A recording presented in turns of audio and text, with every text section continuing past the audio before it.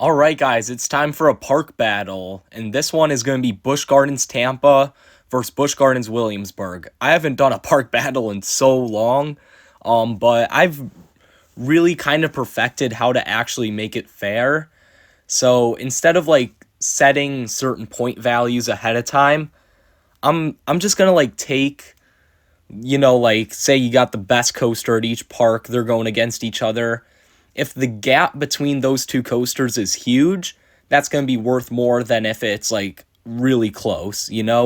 So I'm kind of gauging it off of how close they actually are in quality. Whereas like some people, if you've got Steel Vengeance versus Iron Gwazi, they're going to give 3 points to Gwazi even if it's only one spot ahead of Vengeance, which I think is kind of stupid. So without further ado, let's get into this matchup.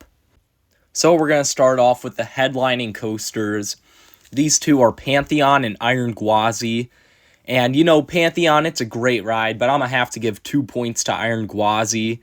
It's, like, top 5 worthy. It's a bit overrated, in my opinion, if you've seen my review. But, it doesn't matter. The death roll and the one wave turn are truly some of the best elements. And the other elements on the ride really hit. So Iron Gwazi is going to take home 2 points for Busch Gardens Tampa. Next up is going to be the second best coasters at each park. You kind of see what I'm doing here. It's going to be Kumba versus Alpengeist. And, I love Alpengeist. It's my favorite invert, but there's something about Kumba that, I don't know, it just runs really aggressive. So, I'm going to have to give Busch Gardens Tampa another point here for Kumba. Next up, we've got Montu versus Apollo's Chariot, and I found Montu overrated. I didn't think it had the power of something like Alpengeist or Raptor, but Apollo's Chariot, it's fun, but it's the weakest B&M hyper, so Montu, despite being overrated, is going to get a point. So it's not looking good for Busch Gardens Williamsburg right now. However, it's going to come back with a point for Verbolten versus Cheetah Hunt. I do think Verbolten's better. It's just got way better theming.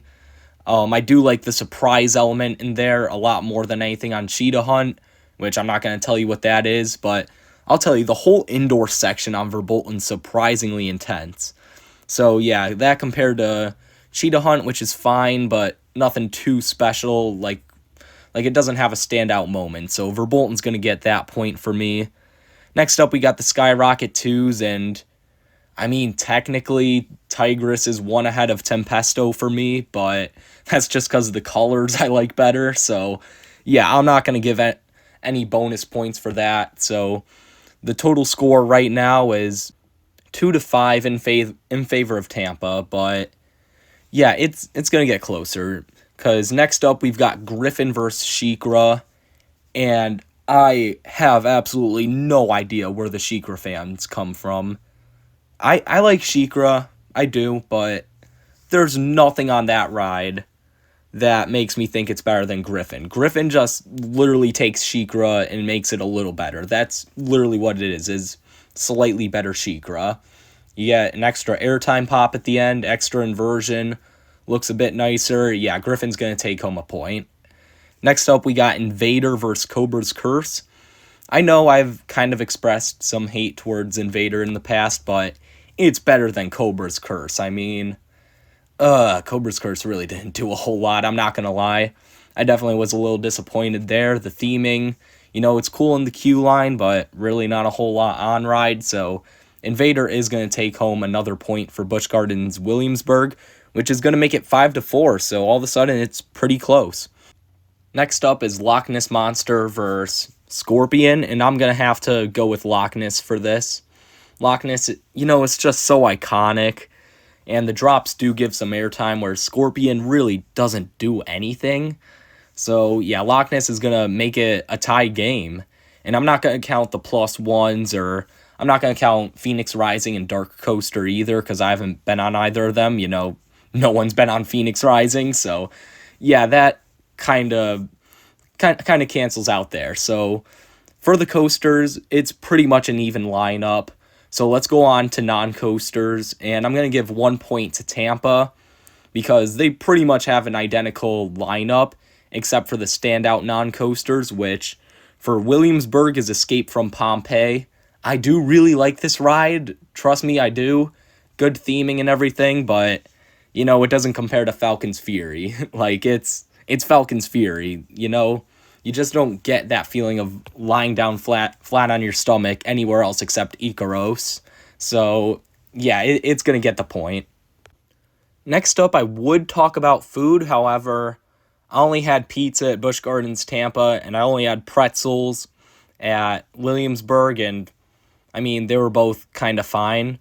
I know a lot of people really like the pretzels, but I think I've had better pretzels elsewhere. So, I'm not even going to give any points for food because I don't really care. Next up is the animals. I'll give a point to Tampa because they definitely felt like they had more animals just roaming around.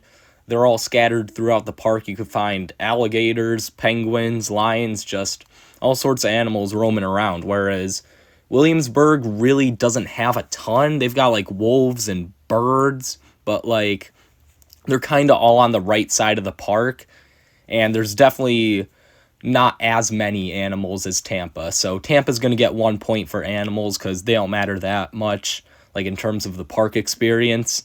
So yeah, right now it's 7-5, but it's going to get ugly. The next category is operations. And I'm giving Busch Gardens Williamsburg 3 points for this one. Tampa, oh good God, they had some rough operations, we'll say that. Communication was the worst part of it with the closed rides, but even without that, it was one train on everything. It was a busy day too. Like I know Cheetah Hunt was at 2 hours at one point, so it was busy. It was still pretty much one train on everything. That like all the B&Ms were one train, including Shikra, which is disgusting. And the ops are so slow. I don't even know. I know they could be better. I know they might have just had an off day or something, but it truly was rough waiting in those lines. Whereas Williamsburg, they're not Knobles, but they tried. They put in effort.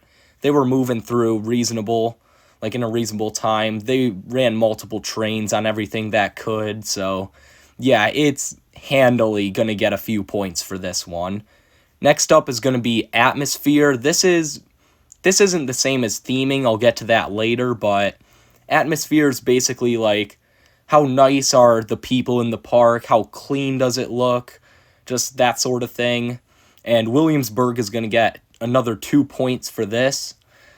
I don't know, just something about Busch Gardens Williamsburg. It's so nice. I don't know, it's got like that Dollywood feel where just it doesn't make sense how nice it is, like to walk around, but it just is. Whereas Tampa definitely feels a bit more corporate. There was a little bit of trash laying around, not too much. It wasn't disgusting, but it could have been a bit better. I feel like the people at Williamsburg too, like the guests and everything, were a bit smarter and like less stupid, I guess, than the guests at Tampa. Like there were some confused guests, which I know isn't the park's fault, but it still has an effect on the day. So yeah, Williamsburg is going to get the point, or 2 points in this case. And finally, we've got theming, which is going to be another 2 points for Williamsburg. I think Busch Gardens Williamsburg has some of, if not the best theming of any park. And I just went to Universal. So, yeah, Busch Gardens Williamsburg, their theming, I don't even know. It's so good. It's so, like, elegant and quaint. But at the same time, it feels grand. Like, you're in this... It's got, like, this Roman Colosseum type feel to it, even though that's not what the park is. Like, you walk around Germany or the France area or something, you just feel immersed in what they want you to be immersed in. Like, more than any of the Harry Potter worlds or anything like that. It just feels nice. There's no other way to describe it other than it's so nice and peaceful to be in. In Tampa, I mean, it's cool, but there's really no distinction between the actual areas. It just feels like one African themed area. And I don't know, I love just the whole small European village type feel that Busch Gardens Williamsburg has.